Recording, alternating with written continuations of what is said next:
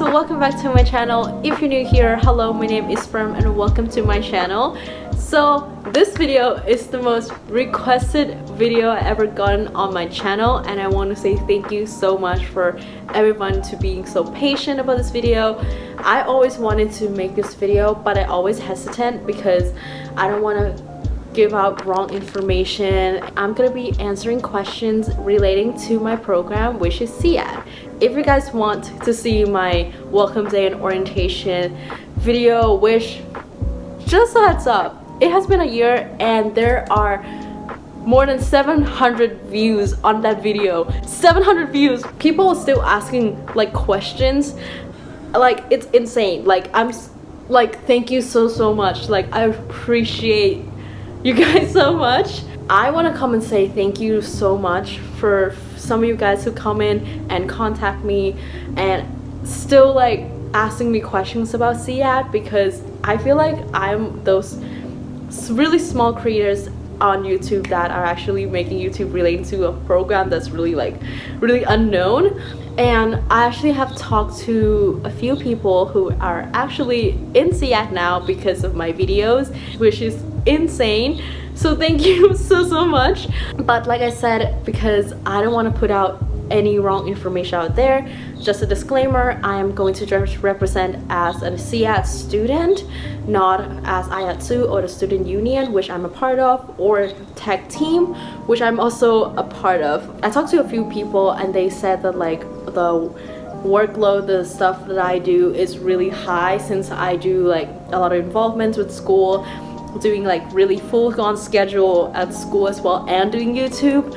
But I want to come and say that everybody has different work ethics, everybody works differently. I personally think I'm a workaholic. I love just being busy. If you're not like me, don't force yourself to be taking the same workload as I am.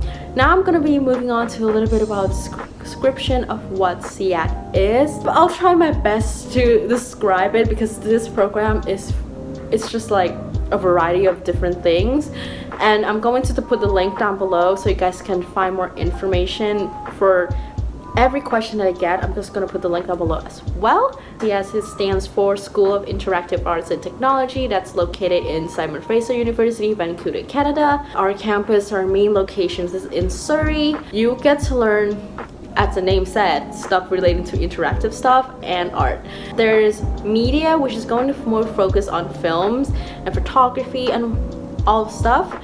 Design, which is related to like more graphic design, web design. And then there's interactive media, which is relating to great game coding and virtual reality, all of those stuff. I am a second year student right now. I am thinking about going into design and media. I'm not sure about media yet because I have not taken any particular course that related to media yet, since everything is completely online and I want to do in-person stuff. With doing YouTube, which I feel like I kind of get some essence of it, I really enjoy it. Now let's get into the questions. So I screenshot you guys' question and I have it on my laptop. The first question is that what made you choose SIAT? I love art and design. I've always taken art classes in high school, but I know that I don't want to get into a normal art program where it's just like art history related. You just go and paint, like fine arts basically. I just don't want to do that. I want to do something related to design. I remember the only program for some reason that I could think of back in high school was architecture program in UBC. I think that if I went on that path, I would not enjoy it as much. Basically, I just tried to apply in every single thing, and I just randomly found this program like online on the website, and it just seems interesting. It has everything that I was looking for like art and design, but the part that scares me the most is like the name said, interactive, which it makes me think of coding right away. I did not have a good experience with coding since I took a coding class in high school, and it's just the structure of that class itself that it wasn't good. Basically, I think I just do like a really like okay research, but not a depth into it. I just think like your inner self would know what exactly, like what program you want to get into. When I got an acceptance letter for SFU, I actually like cried my eyes off. Like I was crying. I was with my like friend and he was like, you're just so annoying, like shut up. Whereas I got into like UBC and Langara, I saw the email and I'm like, okay, got it. Like the response is different. I still wasn't sure what I want to do. I just know that I want to do something related to art and design, but I hated coding. And now I learned coding more and I had a better experience than in my high school, even though I still don't like coding, but it's definitely a better experience. I just completely fall in love with it. To use like all these amazing tools to express your creativity out, and I think it's just like, this is exactly what I want to do. Why join SIAT? It's definitely art and design aspect of it, and the more I learn to it, the more I fall in love with it, the more I just like cannot wait to take all the courses and figure out more about myself and my capabilities to do stuff and learn stuff. Okay, next question. How has your first experience compared to your second year experience been so far? So my first year, I feel like I still wasn't sure. If you see my old clip, I'll be like, I don't know why I'm here. Like I just got into like uni and like stuff.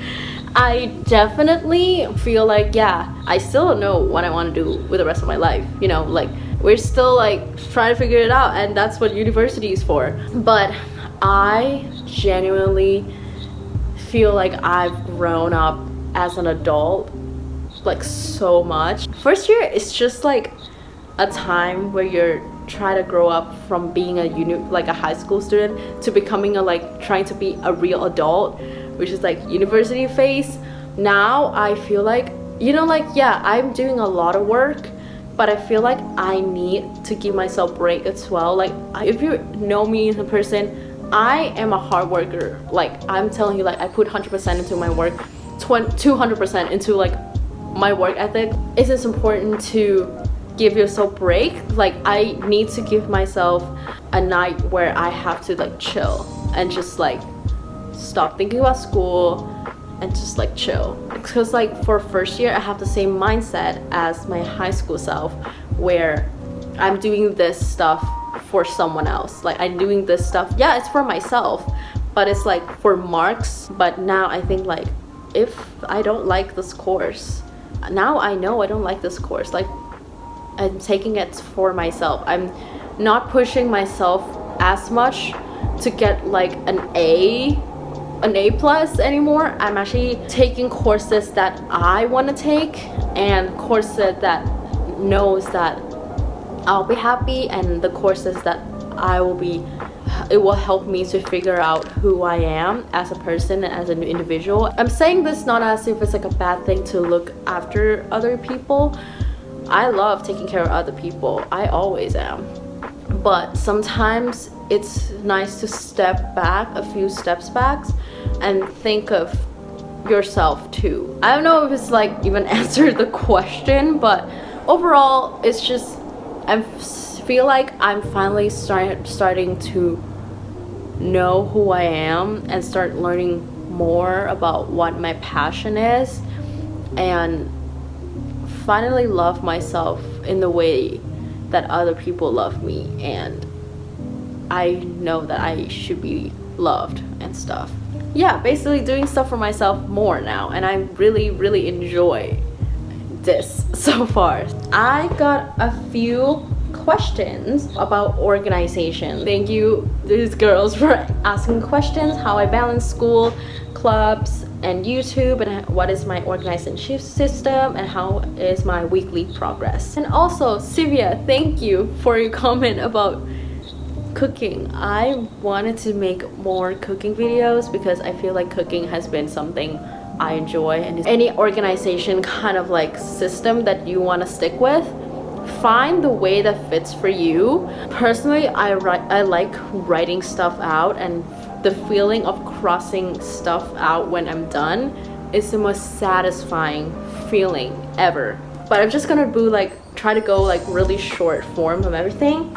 So I have a schedule showing daily, weekly, and monthly. So number one tip that I feel like everybody's heard before is getting a planner. Getting a planner is life-changing. If you want to get organized, if you want to hand in all the assignments, all the projects, don't forget the quizzes, whatever, which I'm really proud to say I haven't missed any of the assignments or quizzes since university start. This is what it looks like. So as you guys can see, I do color coded for each class. So I have 5 colors for my class, one for involvement relating to SIAT and Frosh, and also tech team, and another one is more of my personal life. Also write down like the lecture time and the lab time, just because I like to see it really detailed and whatnot. I'm using this as like a monthly kind of schedule. I just recently bought new color pens to organize for each of the stuff that I need to do. So, okay, now moving on to digital kind of version. I'm gonna do a screen record of this instead. On my calendar, I basically would kind of lay out the time slot where I actually would have class and meetings so that I can actually see the time slot. It's just nice because sometimes you doing something else. For example, I'm doing a homework, or I'm cooking, or I might be watching a YouTube, and for all these classes I make a reminder to alert like 15 minutes before class starts so that I am ready to like, okay, get off this video, get into like the study mode, and just go into the Zoom call and get ready for my class. And another thing that I actually found this website a few like years back. I just haven't gotten the chance to actually try it out. It is called Notion. Obviously it's not sponsored, but this is another way for you to organize your lifestyle if you're more of like an electronic kind of person. It doesn't even have to be only for school. You can do stuff on here for anything. For example, for my university life, I have like current classes, involvement, which is like 2 files for Frosh and Tech Team, and then at the bottom I have like a calendar version of all the assignments that I have to do. And then for my personal life, as you can see, I have like finance, goals, and YouTube, and which I can do like a little list of things that I want to do on there. And I think it's just a nice way to kind of organize and see it online. And they also have an app on your phone as well, and on I think iPad and other devices as well. Yeah, this is like how I organize everything to find the balance between school and our personal life. I think one thing take from me is doing little things every single day. For example, you have readings. For example, I have readings for my 5 classes. I will do like maybe 2 sections each day, and I think that will just make it easier for you than just reading a whole chapter in like 4 hours, because that's what I've been doing in first year as well, and I'm trying to change the process of that so that I can feel like I'm doing stuff every single day. And one thing I'm trying to be organized with this whole online thing is giving myself break from online. I feel like I'm always been going to be online because you get forced to be on your computer all the time. I am going to show you guys, I'm going to tell an app. It's called Be Focus. This app, so it will tell you to study for like 30 minutes, give yourself a 5-minute break, and then do a cycle, and then you'll get like one big chunk of a break, which is 15 minutes. I think this is kind of nice because it kind of reminds me all the time that I need to give myself a break. So I have an SFU folder. Obviously I have for 2020, I moved the stuff that's from previous terms into my flash drive, but usually I would have it like this. I have stuff for Frosh, Tech Team, and Co-op, and then I have stuff that kind of like the major checklist over here and whatnot, and then within the file I'll have like different classes file inside, and then within side of each I will try to do like some workshop reading response or the readings I have to do, or I have to we'll do lecture slides, assignment, quiz, all of that. So basically I would try my best to make it really organized and really detailed. Even though it seems like a lot of folders, it is better for me to see it later on. Another tip for balance when you are free, because the most crunch time for you would be during around midterm and final exam, where a lot of things are getting due. So the faster you get it done, the better it is. I usually try and get it done, started right away when they announce what the homework is. At least just read through it and read through the syllabus, the requirements of the things you need to do, get done. Start maybe writing stuff down. Get started on your homework, projects, assignment, anything early. There's more, but if you guys want me to do a separate video on organization and stuff, because I feel like everybody say I'm really organized, which I take it as a compliment, but I feel like I can do more than that. I can go more extreme. Yellow energy. That's another ramble again. I'm so sorry, editing firm, because I know you're gonna be so pissed how long the video is gonna be.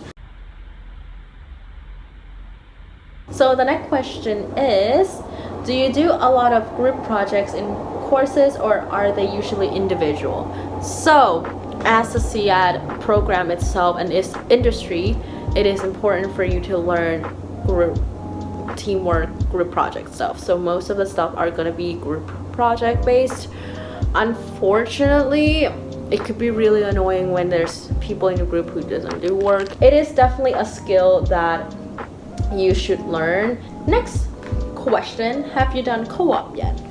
No, I have not. For someone who has no idea what co-op is basically a internship for this program. So you get to choose to work whatever work that you think you want to go into, and you get to try it out for a whole term. Basically you're supposed to do 3 co-op terms, but I already finished all the workshops. Right now I've recently just got my work permit, so I am trying to upload all the documents that will let me to be able to find job in next semester, and that I would be ready to do the work by maybe in the spring or summer. Really depends if I get a job, but it's really flexible right now. And I'm going to end this video with a very SIAT question. What is your favorite font? This is the most SIAT question and I love it so much. I love typography so much. I want to get more into it. I even have a book related to typography. My to-go font now is Helvetica. Helvetica is just so good because it's not too informal, but it's not too formal. It's right in the middle, and I feel because I actually got to be in love with this fonts, or typeface to be exact, because of my instructor that I took a class with in the first semester. He really likes it, so he uses it all the time, so I'm oh my god, I really like it too. Yeah, so Helvetica is my favorite sans serif kind of font, whereas serif fonts I would have to go with the classic with Times New Roman. I don't know, it's just so formal. It just looks so professional. Something for it, it's just make it so professional. I love it so much. Yeah, so that's all the questions I got. I hope you guys know a little bit about me and get some more tips from me. I really miss being on campus. That I wish I could do a mini tour of my program section of the campus. Obviously COVID is not happening. I wish I could do a little more content relating to what I'm learning, and maybe do something related to design, graphic design, web design, or something like that. So we'll see about that. But I hope you guys enjoy this video, and I will see you guys in the next upcoming video. Bye. I like me better when I'm with you.